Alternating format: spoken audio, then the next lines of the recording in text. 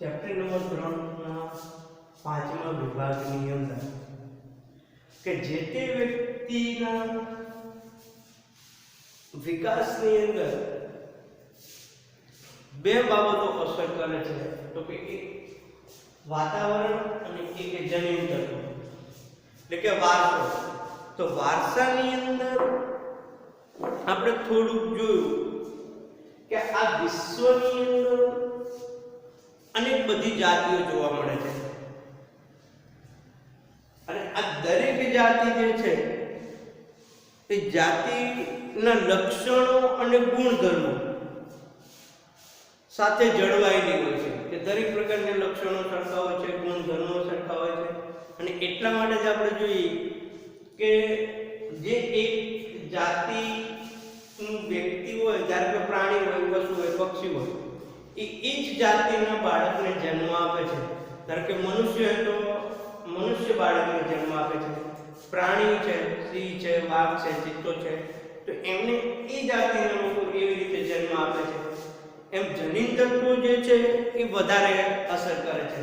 ધારો કે મનુષ્યના ગર્ભની અંદર 23 રંગસૂત્રો હોય છે, એટલે કે કુલ 46 રંગસૂત્રો. અને આ દરેક રંગસૂત્ર જે છે, દરેક રંગસૂત્રની અંદર 3000 થી વધારે જનીન તત્વો હોય છે. 3 રંગસૂત્રોની અંદર જો એક તો કે લાખોના પ્રમાણમાં જનીન તત્વો જોવા મળે છે, અને લાખોના પ્રમાણમાં કે દરેક એક રંગસૂત્રને માની લો તો કે એક રંગસૂત્રની અંદર 3000 થી વધારે જનીન તત્વો હોય છે. આમ 46 લઈએ તો લાખો ઉપર જનીન તત્વો થઈ જાય.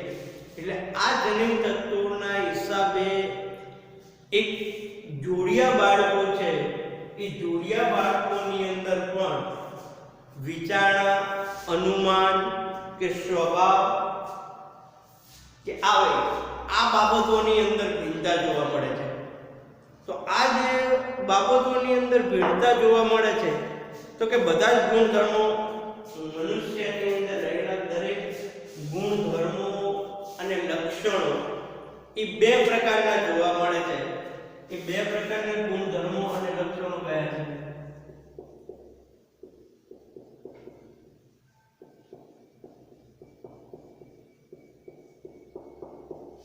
એક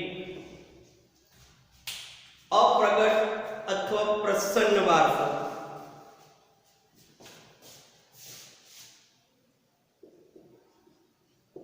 અપ્રગટ અથવા પ્રસન્ન વારસો. બીજું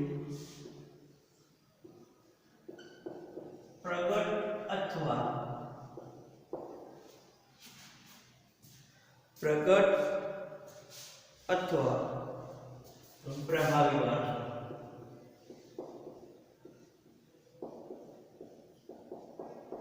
આપણે જે મનુષ્યની અંદર જે રંગસૂત્રો છે વારસાના, એટલે કે એના ગુણધર્મો અને લક્ષણોને બે ભાગમાં વહેંચ્યા છે. એક અપ્રગટ અથવા પ્રસન્ન વારસો, એક પ્રગટ અથવા પ્રભાવી વારસો.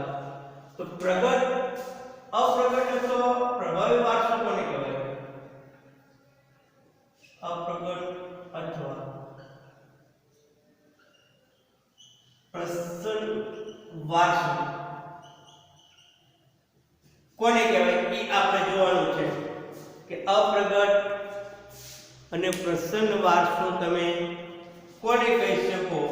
તો એના વિશે આપણે પહેલા એક વ્યાખ્યા જોઈએ કે જનીન તત્વોના સંયોજનમાં જે ગુણધર્મો અને લક્ષણો હોય છે તે બાળકના આંતરિક બંધારણમાં હોય, પરંતુ તે તમામ વારસામાં પ્રગટ થતા નથી. તેવા વારસાને અપ્રગટ અથવા પ્રસન્ન વારસો કહે છે. જનીન તત્વોના સંયોજનમાં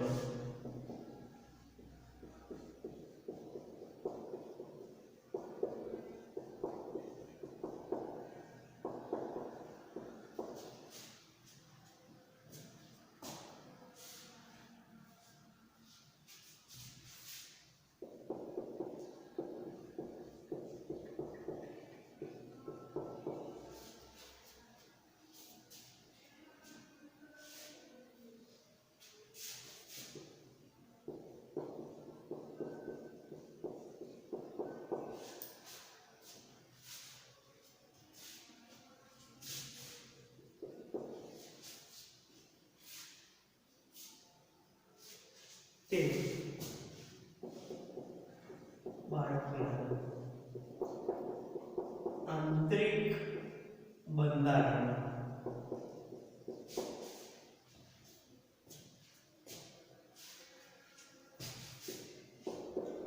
હોય, પરંતુ તે તમામ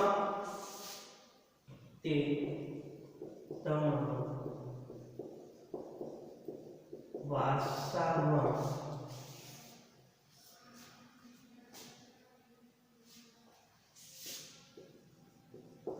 પ્રગટ થતા નથી, તેને અપ્રગટ અથવા પ્રસન્ન વારસો કહે છે. જો પ્રસન્ન કે અપ્રસન્ન વારસો કોને કહેવાય?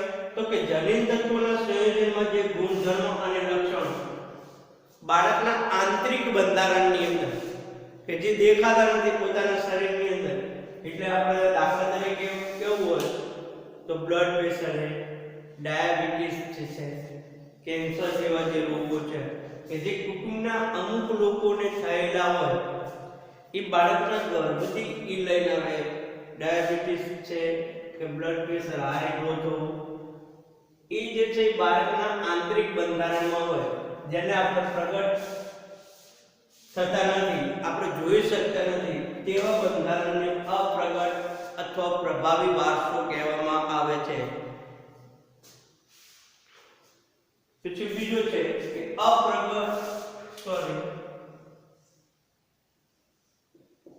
પ્રગટ અથવા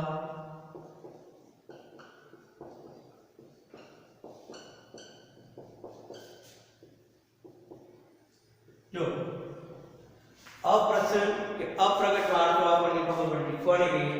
તો કે જે જનીન તત્વોના સંયોજનથી ગુણધર્મ અને લક્ષણો એ બાળકના આંતરિક બંધારણમાં હોય, એના શરીરની અંદર હોય, તે તમામ વારસામાં પ્રગટ થતા નથી, કે આપણને વારસાની અંદર એ પ્રગટ થતા ના હોય, એને આંતરિક બંધારણમાં હોય, તો આપણે એને અપ્રગટ અથવા પ્રસન્ન વારસો કહીએ છીએ. અપ્રગટ અથવા પ્રભાવી વારસો કે વ્યક્તિમાં દેખાતા પ્રગટ લક્ષણો અને ગુણધર્મો તે પ્રગટ અથવા પ્રભાવી વારસો કહેવાય છે.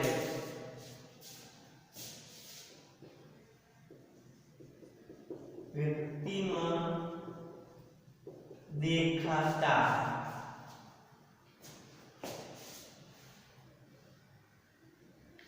પ્રગટ લક્ષણ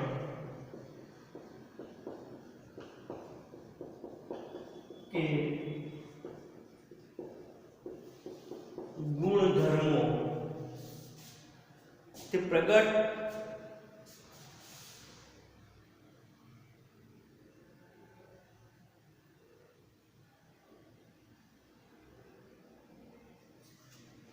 તે પ્રગટ અથવા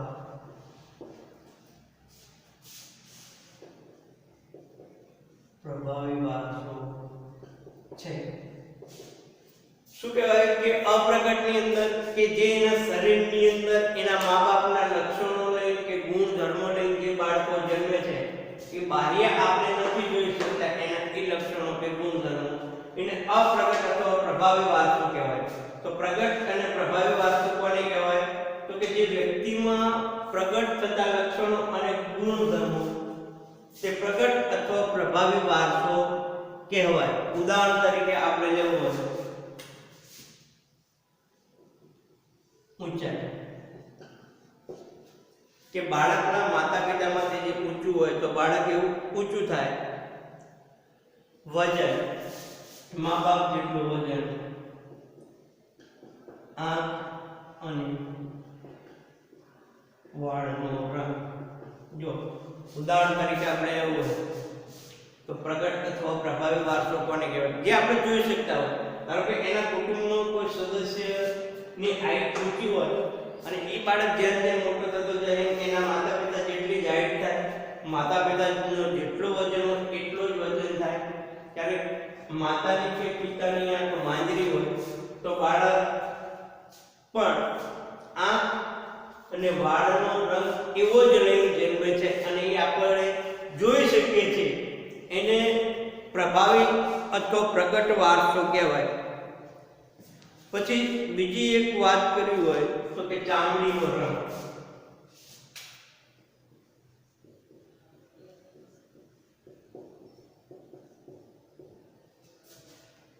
માતા પિતા સફેદ રંગના હોય તો બાળક પણ સફેદ રંગનો જન્મે.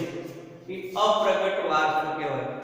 જો અપ્રગટ રહેલા લક્ષણો બીજી અથવા ત્રીજી પેઢીમાં પણ પ્રગટ થઈ શકે છે.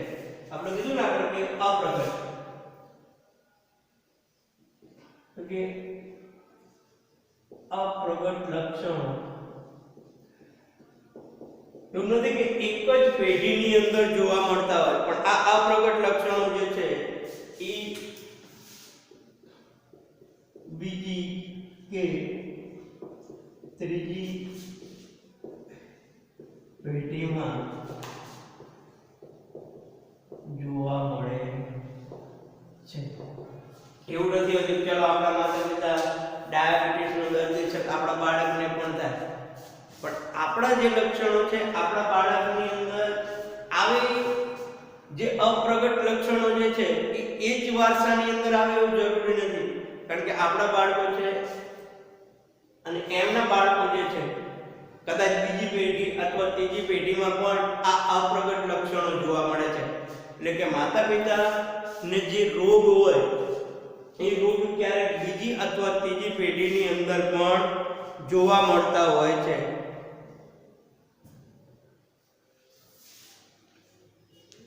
એટલે કે બીજી અને ત્રીજી પેઢીમાં આ વારસો જે છે એ પ્રબળ બને છે, તેથી તેનું વારસામાં વહન થાય છે. આમ વ્યક્તિના વિકાસની કડી જનીન તત્વો પહેલેથી જ કંડારેલી હોય છે.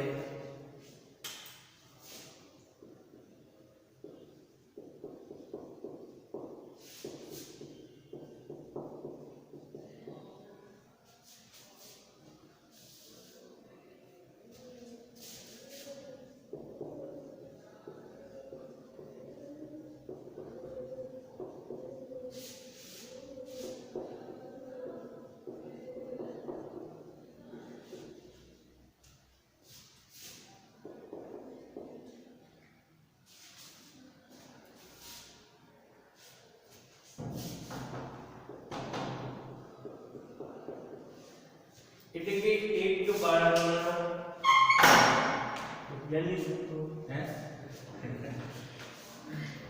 એના જીવનની અંદર કંડારેલા હોય છે કે જ્યારે વ્યક્તિના જે જનીન તત્વો છે આપણે કીધું છે કે આગળ કે અત્યારે આ આપણા મા બાપને જે કદાચ રોગ હોય એ રોગ આપણું બાળક લઈને જન્મે એવું જ નહીં, એ જનીન તત્વોની અસર એની બીજી અથવા ત્રીજી પેઢીની અંદર પણ જોવા મળે છે. એટલે જનીન તત્વોની અસર જે તે વ્યક્તિની અંદર ચોક્કસ થાય છે, ક્યારેક વહેલા થાય ક્યારેક મોડા થાય. તો વ્યક્તિના વિકાસમાં વારસાની અસરો જે છે એ જીવનકાળ દરમિયાન અનુભવતા અન્ય પરિબળો પણ ભાગ ભજવે છે. કે જો જનીન તત્વો ઉપર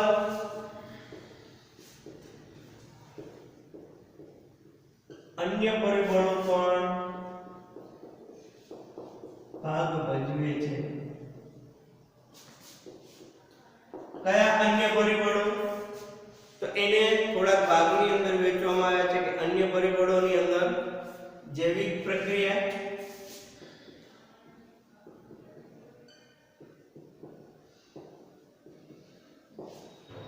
બીજું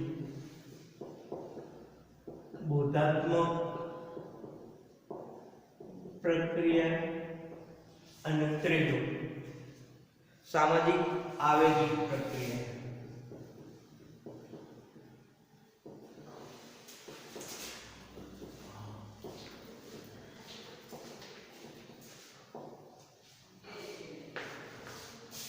જો એક આપણે વાત કરીએ છીએ કે જે તે બાળકોના અંદર જનીન તત્વોની અસર પ્રગટ અને અપ્રગટ વારસાની વાત કરીએ તો કે અપ્રગટ એટલે કે જે બાળક એની આંતરિક બંધારણની અંદર હોય,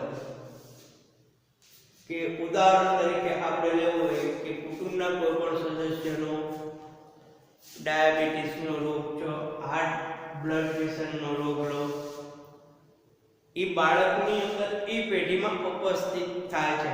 ક્યારેક પહેલી પેઢીની અંદર ના થાય તો કે એની અસર બીજી અથવા ત્રીજી પેઢીની અંદર પણ જોવા મળે છે. આ સિવાયના અન્ય પરિબળો લેવા હોય તો કે જૈવિક પ્રક્રિયાનો, બોધાત્મક પ્રક્રિયાનો કે સામાજિક પ્રક્રિયા એ પણ એના વાતાવરણ ઉપર અસર કરે છે.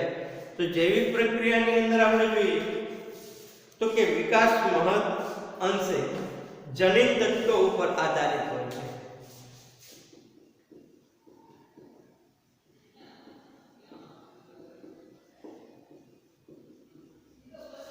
કે જે તે વ્યક્તિના વિકાસ ઉપર એના જનીન તત્વો, વિકાસ મહદ અંશે જનીન તત્વો ઉપર આધારિત છે.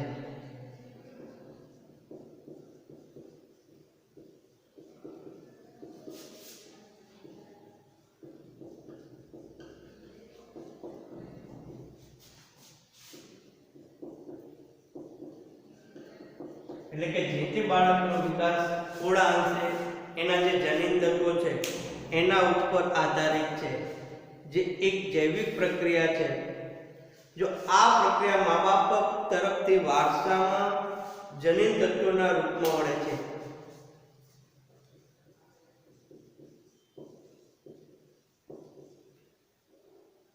આ પ્રક્રિયા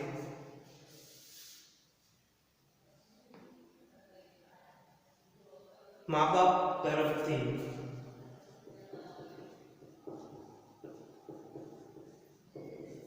જે મા બાપ છે એના તરફથી વારસામાં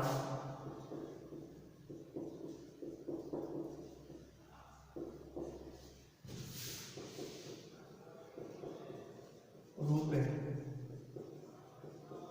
જોવા મળે છે. જૈવિક પ્રક્રિયા એટલે શું?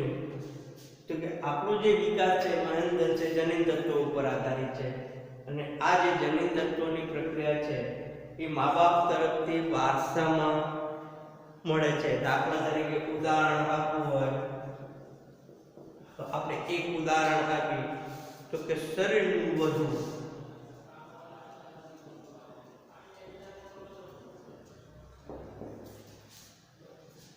જાડા થવું. જો કુટુંબની અંદર મા બાપ જાડા છે તો એનું બાળક ઉપર સીધી અસર, એટલે કે બાળક એવા પ્રકારનું થશે. ડાયાબિટીસ,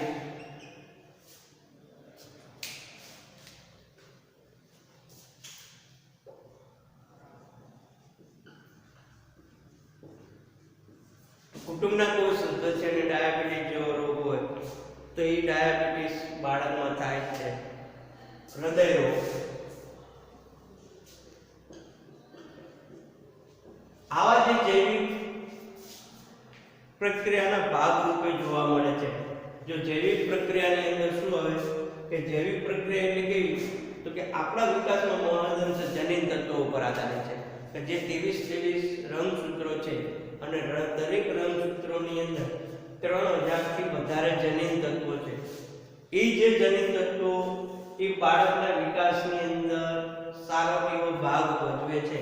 એટલે કે માતામાંથી કે માતા અથવા પિતા એટલે અથવા બીજી કે ત્રીજી પેઢીના કોઈ પણ વ્યક્તિને શરીર વધતું હોય, ડાયાબિટીસનો રોગ હોય કે હૃદયનો રોગ હોય તો અનિવાર્ય સંજોગ બાળક એવા હૃદય રોગો લઈને જન્મે છે. આ જૈવિક પ્રક્રિયા છે. પછી બીજી વાત કરીએ કે બોધાત્મક પ્રક્રિયા.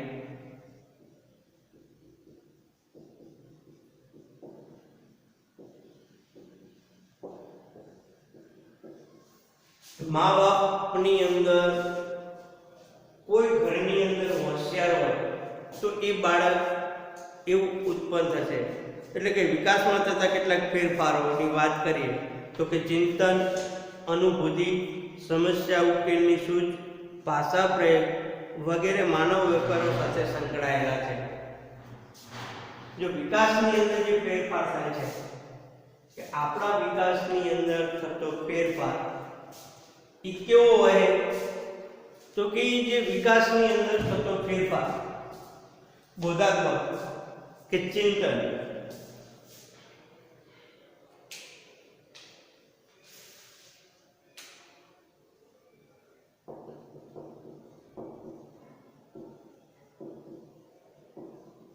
अनुभूति समस्या उकेलनी सूच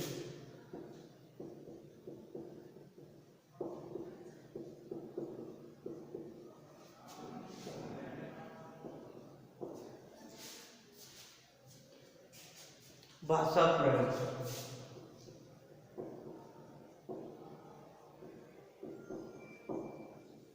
आज જે તે વ્યક્તિની અંદર વધારે અસર કરે છે કે આવી પ્રક્રિયાને બોધાત્મક પ્રક્રિયા કહે છે.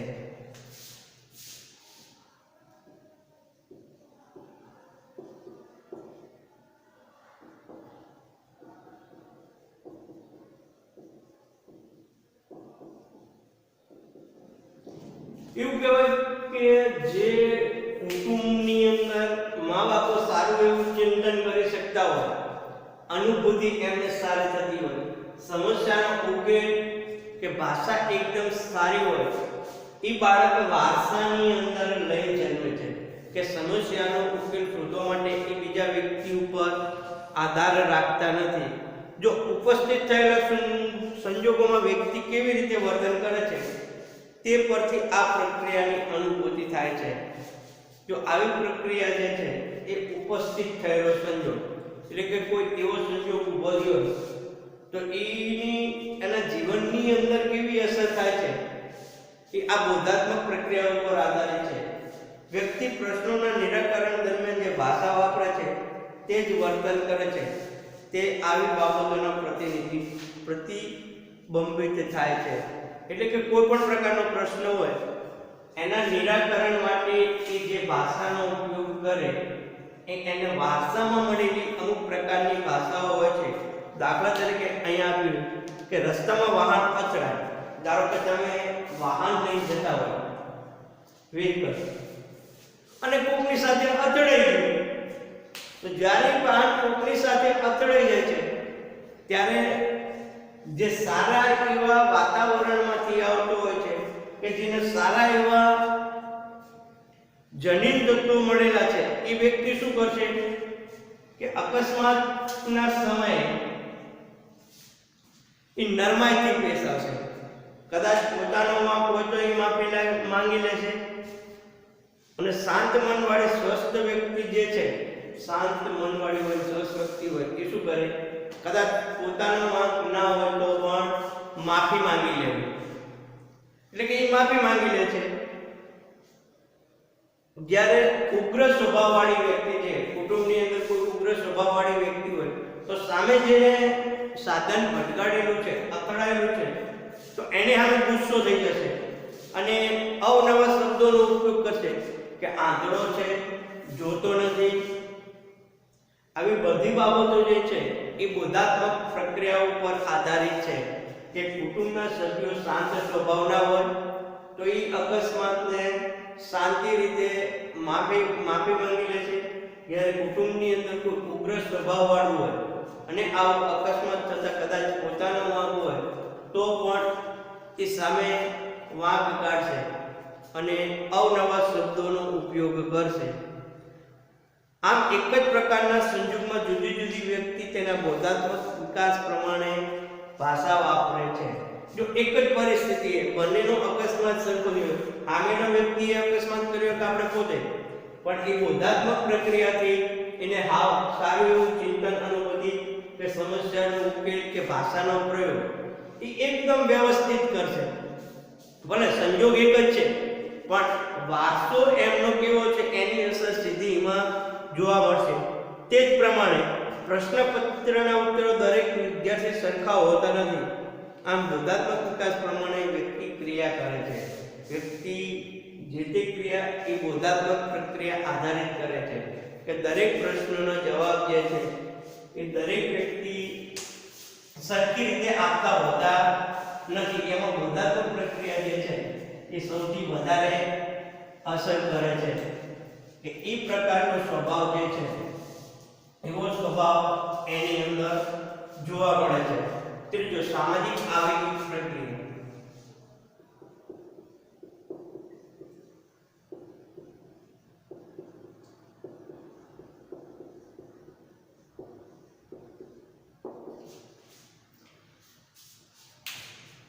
જો વ્યક્તિના વિકાસમાં સામાજિક વાતાવરણ પણ ભાગ ભજવે છે કે એક જ માતા પિતાના બે બાળકોને જુદા જુદા વાતાવરણમાં ઉછેરવામાં આવે તો બંનેમાં તે પ્રકારના જુદા ગુણ લક્ષણો જોવા મળે છે. ભલે એક જ માતા પિતાના બે સંતાનો છે પણ બંનેને અલગ પ્રકારનું વાતાવરણ ઊભું કરવામાં આવે તો બંનેનું વર્તન કે ગુણ લક્ષણો અલગ જોવા મળશે. એમાં એક ઉદાહરણ આપું કે ઘરમાં ઉછરેલું બાળક અને કોઈ સંસ્થામાં ઉછેર પામેલું બાળક, કે એક ઘરની અંદર ઉછેર પામ્યું હોય, એક કોઈ સંસ્થાની અંદર ઉછેર પામ્યું, તો બંનેનું વર્તન અલગ અલગ જોવા મળે છે, આવેગો અલગ અલગ જોવા મળે છે. એવી જ રીતે બે જોડિયા બાળકોમાંથી એકનો ઉછેર હિન્દુસ્તાનમાં થયો હોય અને બીજાનો ઉછેર પાકિસ્તાનમાં થયો હોય તો જૈવિક વાસ્તુ સરખા હોવા છતાં સામાજિક આવેગિક અસરો જુદી પડે છે. જો માતા પિતા પોતાના બાળકોના ઉછેરમાં લાગણીઓ ભેદભાવ રાખે તો તેનો પ્રભાવ બાળકના વ્યક્તિત્વ વિકાસ ઉપર પડે છે. આમ બાળકના વિકાસમાં સામાજિક આવેગિક પ્રક્રિયા ખૂબ મહત્વનો ભાગ ભજવે છે. જો સામાજિક વારસો એક બાળકના જીવનની અંદર કે એના વિકાસની અંદર અસર કરે ખરો, પણ બીજા અન્ય જે પરિબળો આપણે જોયા એની અંદરનો જે પહેલો પરિબળ જોયું કે જૈવિક પ્રક્રિયા, કે આપણને માતા પિતા તરફથી જે રોગો મળ્યા છે એ રોગો આપણા જીવનમાં લઈને જન્મતા હોઈએ છીએ, લાંબા સમય સુધી ચાલતું હોય, ક્યારેક બીજી અને ત્રીજી પેઢીમાં ચાલે. એવી રીતે પછી બોધાત્મક પ્રક્રિયા આપણે કીધી કે બોધાત્મક પ્રક્રિયા એટલે શું? તો કે બોધાત્મક પ્રક્રિયા એટલે કે ચિંતન, અનુભૂતિ અને સમસ્યા કે વસ્તુ ઉકેલની જે રીત છે એની અંદર ભાષાનો પ્રયોગ. એનું ઉદાહરણ આપો કે હાઈવે ઉપર જ્યારે અકસ્માત થાય છે ત્યારે શાંત સ્વભાવવાળી સામેના વ્યક્તિને માફી માંગી લે છે, જ્યારે ઉગ્ર સ્વભાવવાળી વ્યક્તિ છે એના ઉપર ક્રોધિત થાય અને અવનવા શબ્દોનો ઉપયોગ કરે કે આંધળો છે, વાંધો નથી વગેરે. પછી ત્રીજી અસર આપણે જોઈ કે સામાજિક આવેગિક પ્રક્રિયા, કે એક જ કુટુંબની અંદર જન્મેલા બે બાળકો છે, એકનો ઘરમાં ઉછેર થાય છે, એકનો કોઈ સંસ્થાની અંદર ઉછેર થાય છે, તો આ એના સામાજિક આવેગની અસર જોવા મળે છે. જ્યાં જે પ્રકારનું વાતાવરણ છે એવું એના આવેગોમાં જોવા મળે છે. બીજું એક ઉદાહરણ દીધું કે બે જોડિયા બાળકો જે છે એકનો ઉછેર હિન્દુસ્તાનમાં થયો, એકનો ઉછેર પાકિસ્તાનમાં થયો, ત્યાં જેવું સામાજિક વાતાવરણ છે એવું જ સામાજિક વાતાવરણ એના આવેગની અંદર જોવા મળે છે. તો અહીંયા આપણે ત્રણ અન્ય પરિબળો જોયા: જૈવિક પ્રક્રિયા, બોધાત્મક પ્રક્રિયા અને સામાજિક આવેગિક પ્રક્રિયા. એટલે કે વારસો જે છે એ બાળકની અંદર કેવી રીતે અસર કરે છે? તો કે વારસાને લગતા બે પરિબળો છે: અપ્રગટ અથવા પ્રસન્ન વારસો, બીજું પ્રગટ વારસો. અપ્રગટ વારસો શું? તો કે એના આંતરિક બંધારણની અંદર જોવા મળે છે. આ અપ્રગટ વારસો ક્યારેક 2-3 પેઢી જતી રહે પછી પણ બાળકની અંદર જોવા મળે છે. અને પ્રગટ વારસો કે જેને આપણે ખુદ જોઈ શકીએ છીએ, ધારો કે ઊંચાઈ વધવી, એના ડાયાબિટીસ જેવો રોગ થવો, હૃદય રોગ થવો, આ એને વારસામાંથી મળેલા હોય. જેને આપણે એના કુટુંબના કોઈ પણ વ્યક્તિને ડાયાબિટીસ હોય તો આવતા બીજી ત્રીજી પેઢીને પણ થઈ શકે. હૃદય રોગની સમસ્યા હોય તો પણ બીજી પેઢીને થઈ શકે. આમ બોધાત્મક પ્રક્રિયાની પણ વાત કરી અને સામાજિક આવેગિક પ્રક્રિયા, કે જેવો તમે વાતાવરણમાં ઉછરો છો એવું જ તમારી સાથે વર્તન થાય છે, કે એવા જ આવેગો લઈ તમે જન્મ્યો. એવું જ એક વોટસને પણ પોતાના પુસ્તકની અંદર જણાવેલું છે કે ડુકો એવું કહે કે વારસો જે છે એ બાળકના વાતાવરણ કે એના ઉછેરના વિકાસ ઉપર અસર કરે. તો એને 5 એવા બાળકો લીધા કે જે અલગ અલગ વાતાવરણમાં ઉછરેલું. તો ક્યારેક શિક્ષણ એને કઈ રીતે આપવામાં આવ્યું એ પણ એના વિકાસની અંદર અસર કરે. એટલે એને 5 બાળકો અલગ અલગ સમાજ કે અલગ અલગ વ્યક્તિ પાસેથી લીધા અને એને એ પ્રકારનું વાતાવરણ ઊભું કર્યું. તો એ બાળક એવા લક્ષણો કે ગુણધર્મો લઈને જન્મે છે.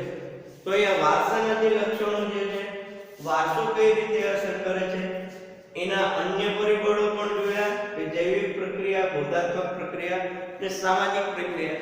નેક્સ્ટ લેક્ચરની અંદર આપણે પર્યાવરણ વિશે વાત કરીશું.